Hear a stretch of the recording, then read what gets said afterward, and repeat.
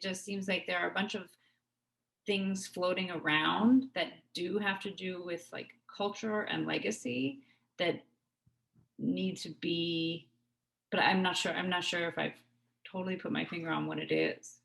Culture is the result of institutional forces, whether they be limitations that are placed on people and communities through the loss of jobs, whether it be the means of survival that comes about as a result of a lack of gainful employment. This is where you start to see or develop some sort of, I want to say the word hypothesis or theory, let's say theory, of why it is so much part of the culture that we believe that drug dealing or robbery is the way. And so now here it is, you have this 21-year-old kid, this 16-year-old kid who's been enmeshed in this culture, and this culture has consistently reinforced the value of getting it by any means necessary. And necessity knows no law. And so when you take and you put something like and I remember I was 14 years old. Somebody put a 16th of crack cocaine in my hand and I chopped it up and made $250. And I'm like, man, that was the quickest $250 I ever made in my life. You hooked. You just as much addicted to the game as the cat who on the other end of the pipe. And so it takes at that point, you having to go through some things in terms of education, in terms of isolation, separation, punishment, deprivation, uh, you know, regaining some sense of your humanity for whatever was instilled in your roots, like, I'm saying, through my aunts and grandparents and them.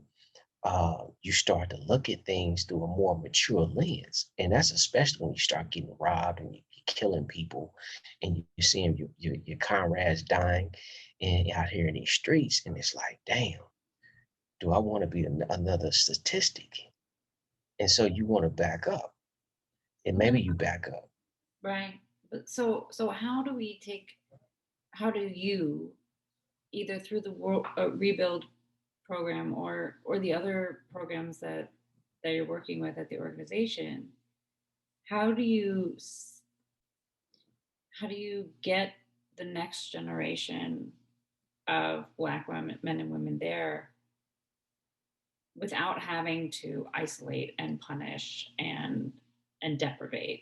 Is there a way to get them to that sense of knowledge and awakening and self-liberation, while without having to lose their liberty and to get it? You know what I mean?